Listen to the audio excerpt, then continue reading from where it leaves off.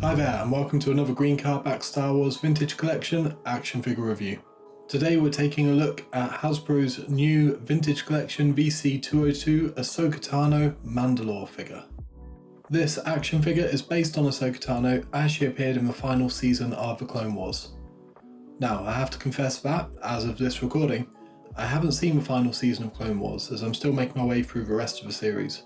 But I've heard very good things about the Mandalore arc, so I've got all of that to look forward to. At this point, I'm already a fan of Ahsoka from what I've seen of her in Clone Wars and from her appearances in other media. So when this figure was announced, I put a pre-order down straight away. On that note, I'd like to give a big thanks to Comics and Cocktails for their standard great service and speedy delivery. So here we have Ahsoka out for packaging. My first thoughts were that she was a bit on the spindly side, which is appropriate for a character, but potentially not great for a toy. Those doubts were allayed as soon as I started futzing around with her. We'll come on to the articulation in a bit, but rest assured that this toy is as good as it looks. As you can see, the muted red, blue and grey colour scheme looks incredible, and really works with Ahsoka's orange skin. The silver paint apps add some welcome highlights on the darker areas, and the overall palette makes the white of Ahsoka's face markings and the Leku really pop. The entire look is very Star Wars and very cool. What's interesting about this version of Ahsoka compared to the previous Vintage Collection release is that the head looks much more like the cartoon model. No complaints here, as I think this looks much better than the older version. All in all, the designers at Hasbro have done a great job of recreating Ahsoka's look from the show.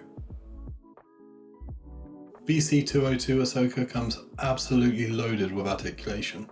We've got a double ball jointed neck, swivel hinge shoulders and elbows, swivel wrists, a ball jointed torso, swivel hinge hips, swivel thighs, swivel hinge knees and ankles, and finally, ankle rockers.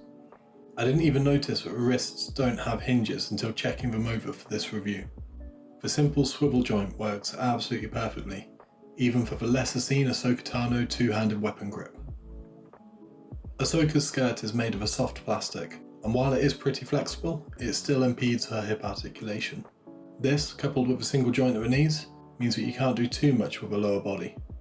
That said, what you can do is greatly enhanced by the ankle rockers.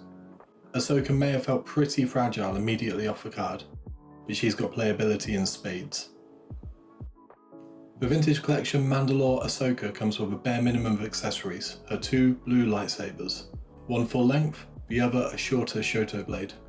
They look decent enough. It would have been good if Hasbro had also included unlit hilts to give us different display options, but it wasn't to be. On to the comparison shots. Here we can see the Mandalore Ahsoka Tano next to a Vintage Collection Attack of the Clones Anakin Skywalker. Here she is next to a Vintage Collection ARC Trooper Echo. Here she is next to a superb Vintage Collection Return of the Jedi Boba Fett. And finally, here she is next to a Vintage Collection Beskar Armor Mandalorian.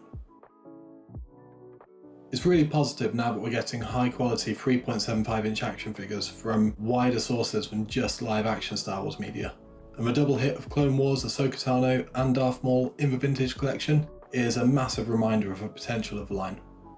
VC202 Ahsoka is a really solid action figure, great looking and highly playable. She's not quite at the high watermark for recent Vintage Collection Boba Fett, but she is a more than welcome addition to the collection. And that is all I've got for you this time. Check out this playlist for more Vintage Collection reviews, hit that subscribe button if you haven't already, and I will see you next time.